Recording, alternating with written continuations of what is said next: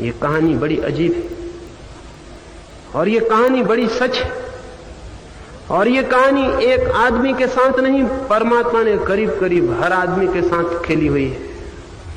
परमात्मा को खोजने में जो लग जाता है वो खो देता है, क्योंकि पहली और खूबी की बात तो यह है कि परमात्मा खोया हुआ नहीं है।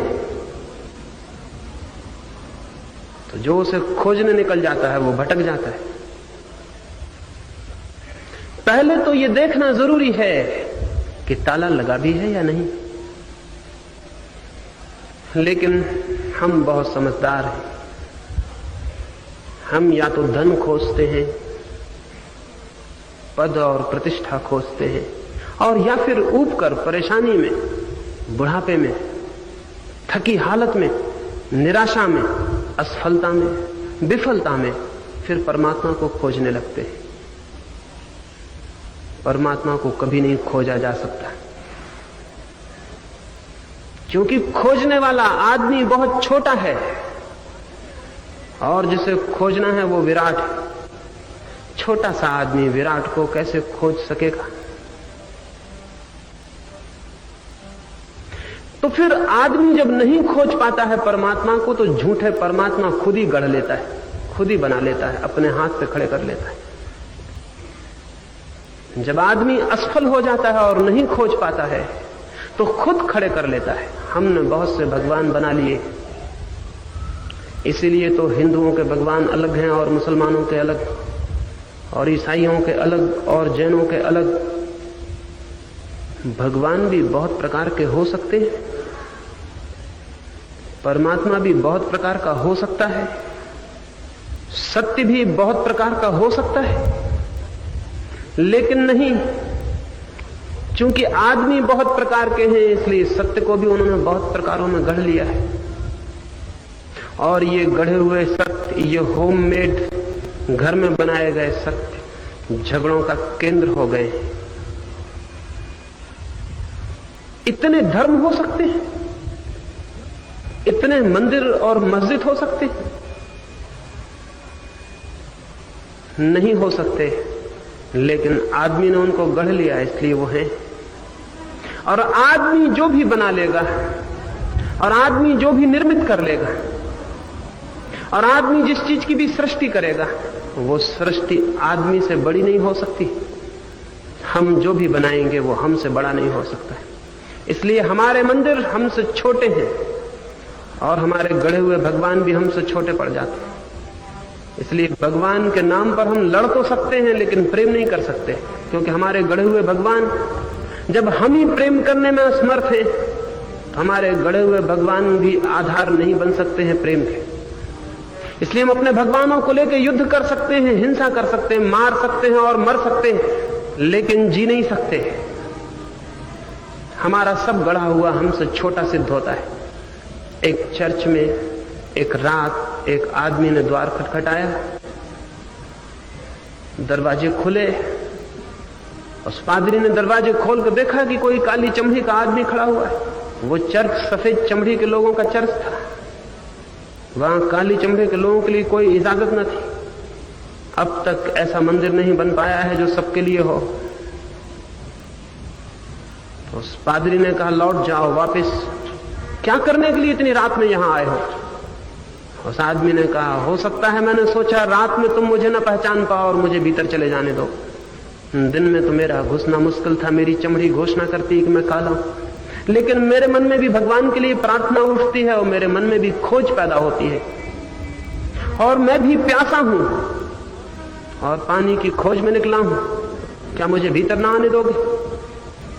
उस पादरी ने कहा कि जाओ, पहले अपने मन को शांत करो, पहले अपने मन को शांति से भरो, प्रेम से भरो, और आना, पीछे आना।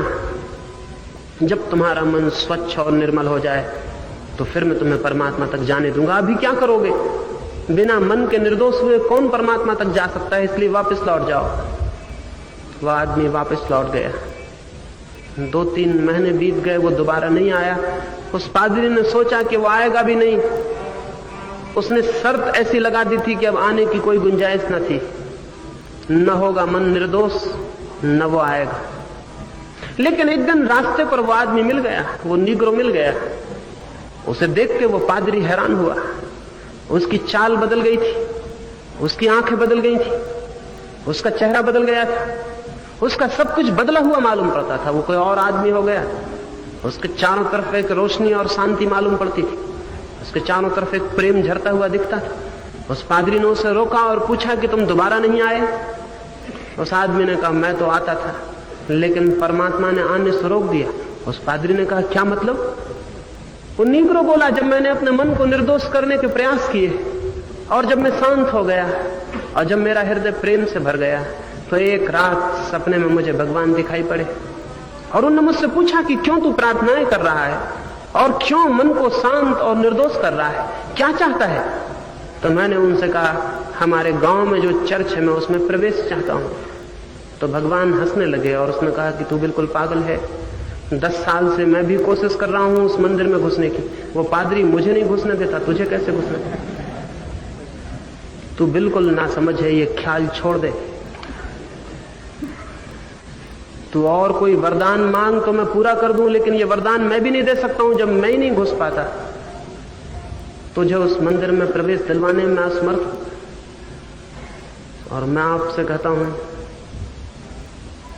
भगवान ने डर के 10 साल कहा होगा। सच्चाई तो यह है कि 10,000 साल से भगवान कोशिश कर रहा है कि किसी मंदिर में घुस जाए, लेकिन किसी मंदिर के पादरी और पुरोहित उसे नहीं घुसने देते।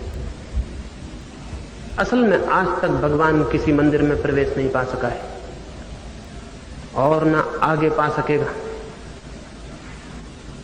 क्योंकि भगवान है विराट और अनंत और आदमी के बनाए गए मंदिर बहुत छोटे। और भगवान है असीम और आदमी जो भी बनाएगा उसकी सीमा होगी। आदमी जो भी बनाएगा वो आदमी से बड़ा नहीं हो सकता। आदमी की लिखी गई किताबें भी आदमी से बड़ी नहीं होती। आदमी के बनाए गए दर्शन शास्त्र भी आदमी से बड़े नहीं होते। आदमी की फिलोसफी भी आदमी से छोटी होती है। आदमी के मंदिर, आदमी की पूजा, आदमी की प्रार्थना, आदमी जो कुछ भी करेगा वो आदमी से बड़ा कैसे हो सकता है? इसलिए आदमी कुछ भी करे उससे भगवान का कोई संबंध नहीं। फिर क्या है? आदमी दौड़े तो भगवान तक नहीं पहुंच सकता, आदमी कुछ बनाए तो भगवान तक नहीं पहुंच सकता, आदमी कुछ करे तो भगवान तक नहीं पहुंच सकता, सत्य तक नहीं पहुंच सकता। हमारी प्रार्थनाएं हमें कहीं ना ले जाएंगी और हमारी पूजाएं भी नहीं और हमारे शास्त्र भी नहीं और हमारे धर्म भी नहीं, क्योंकि हम उनको बनाने वाले हैं। फिर क्या है रास्ता आदमी को कि वो सत्य को जाने, स्वयं को जाने, शांति को जाने, संगीत को जाने? क्या है रास्ता? रास्ता कोई और है। उस रास्ते की 3 दिनों में आपसे मैं बात करूंगा।